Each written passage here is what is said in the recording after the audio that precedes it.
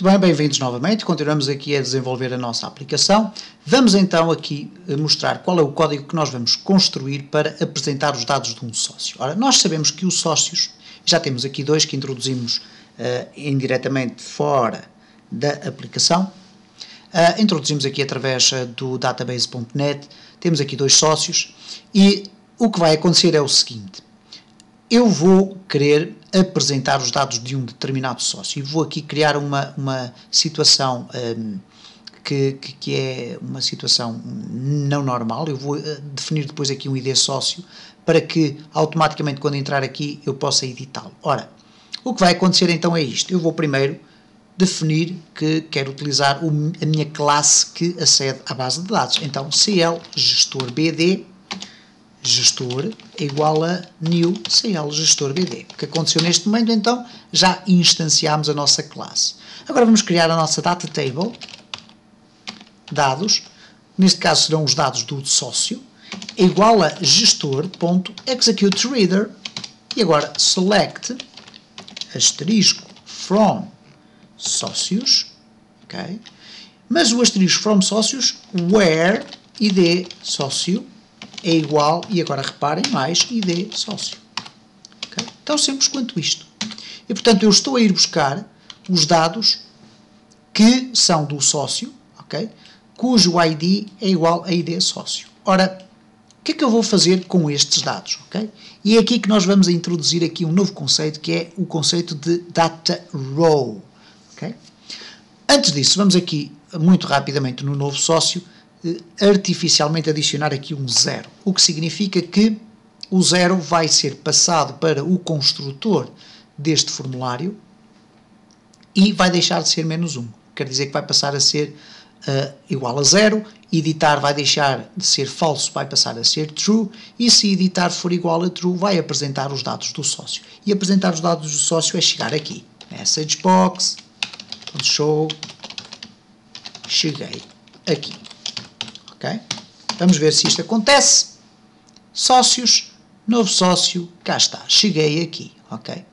E portanto eu já sei que o meu código está a ser encaminhado para o método correto. Ora, vamos então aqui apresentar os dados. Nós temos aqui o CL gestor BD, que faz a instanciação então aqui da nossa classe gestor BD, onde, ou melhor, não é desta, ok?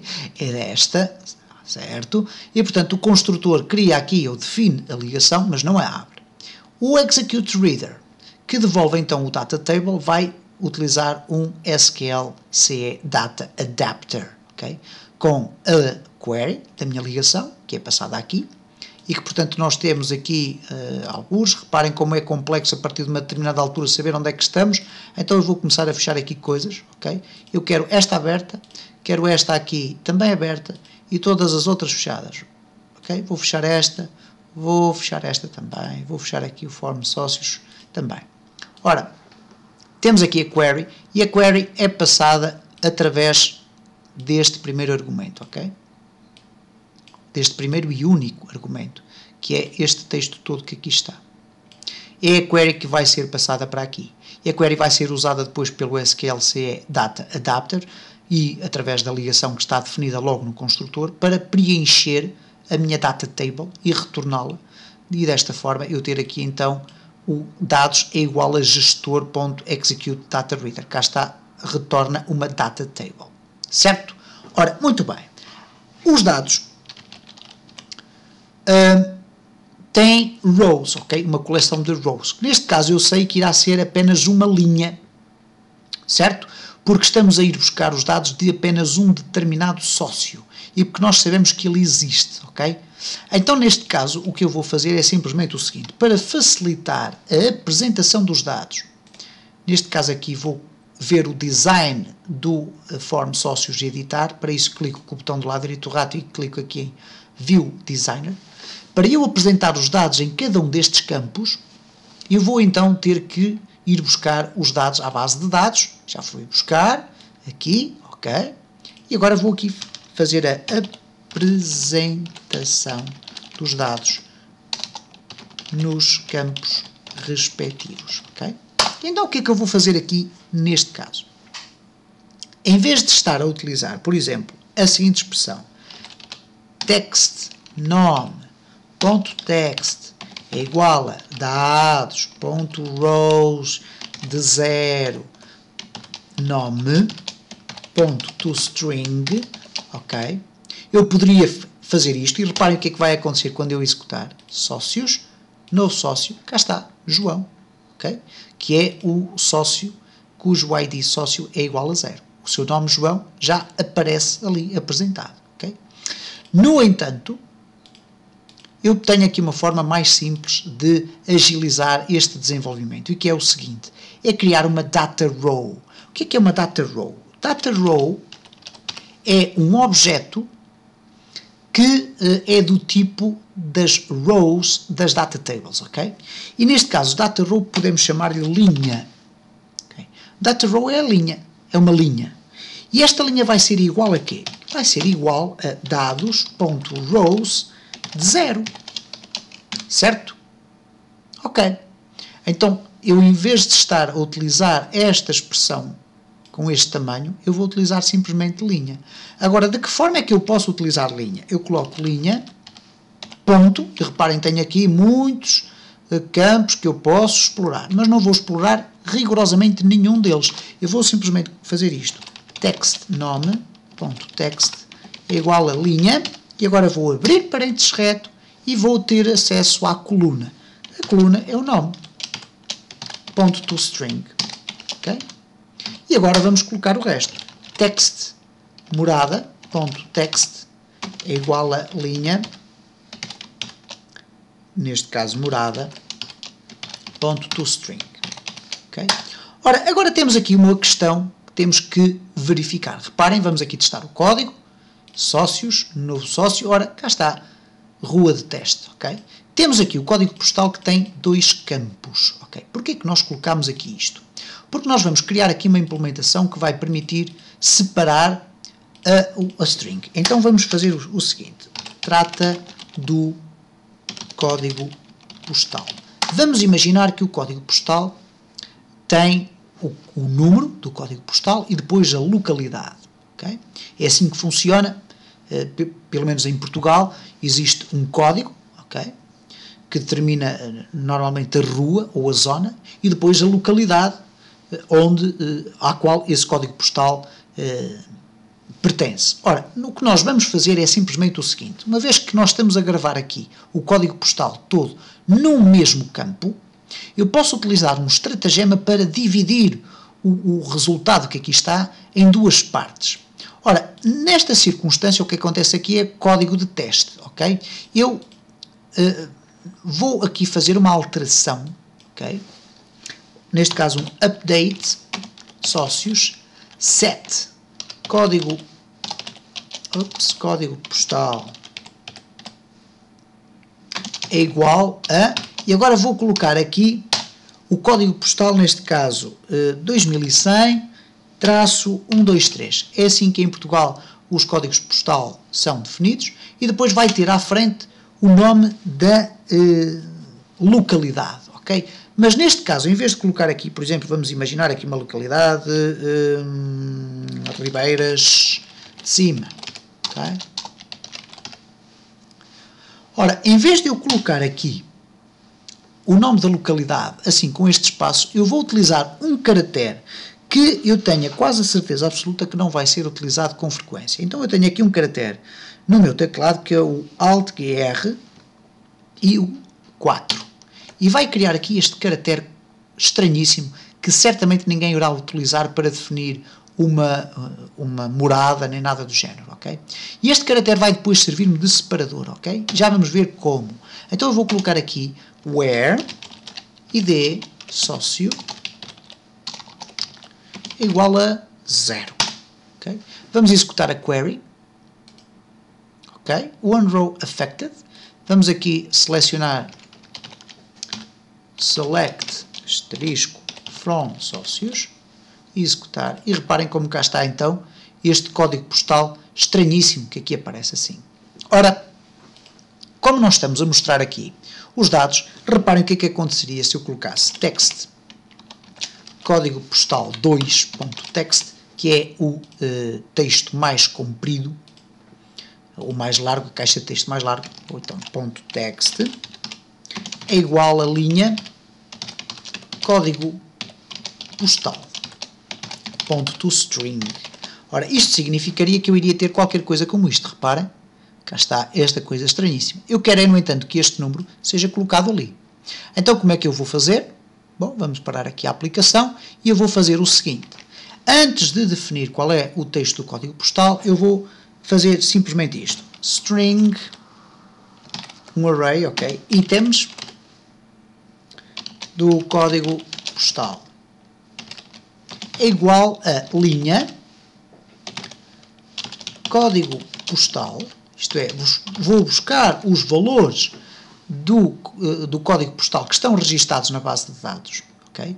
E agora vou tentar fazer um split, isto é, dividir os dados pelo array que eu aqui criei de strings, ok? Então vou colocar aqui ponto toString e depois, imediatamente a seguir, ponto split. E split utilizando que caractere?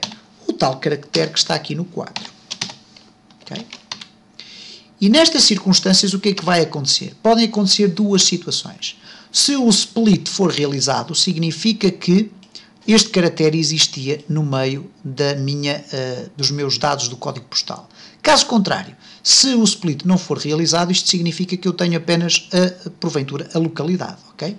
Então, eu vou colocar aqui simplesmente o seguinte. If items código postal.length, isto é, se o comprimento dos itens for igual a 1, okay, então o que é que vai acontecer? Neste caso, text código postal 2.text vai apresentar o código postal por completo, porque vamos partir do pressuposto que o utilizador introduziu apenas a localidade. Okay? Poderíamos criar aqui uma implementação mais complexa para verificar se ele teria introduzido não a localidade, mas sim o código postal, etc. Poderemos vir a fazê-lo se assim o entender, mas por agora bastará para exemplificar o que eu quero mostrar. E, caso contrário, else, o que é que vai acontecer? Ora, neste caso, se ele tiver a linha do código postal, se ele tiver mais do que um, neste caso 2 itens, então o que ele vai fazer é simplesmente o seguinte, text código postal 1.text é igual a itens código postal de 0, okay? Que é o primeiro valor, porque neste caso, quando este valor for separado um do outro, este vai passar a ter índice 0 e este passa a ter índice 1. Ok? E depois, imediatamente a seguir, eu posso simplesmente copiar e colar isto e reparem, text 2 e aqui 1. Ok? Parece complexo, eu penso que não. É uma questão de voltarem um pouco atrás e parar o vídeo, voltar a rever e vão ver que a lógica bate certo. Reparem o que é que vai acontecer agora. Eu tenho aqui os dados do sócio 1. Eu tenho aqui no meu formulário, nos sócios, novo sócio, tenho aqui 0. Portanto, obrigatoriamente para que os dados do sócio 1 sejam apresentados. E reparem, eu vou executar sócios, novo sócio e cá estão os dados separados. Ok? Se eu colocar, em vez do sócio 0, colocar o 1, o que vai acontecer é simplesmente isto. Vai aparecer aqui este espaço em branco e aparece aqui o código de testes, que neste caso era o nome da localidade. Ok? Vamos ainda, muito rapidamente, ver os outros campos que faltam. E os outros campos que faltam são simplesmente os seguintes. Sexo e a data de nascimento.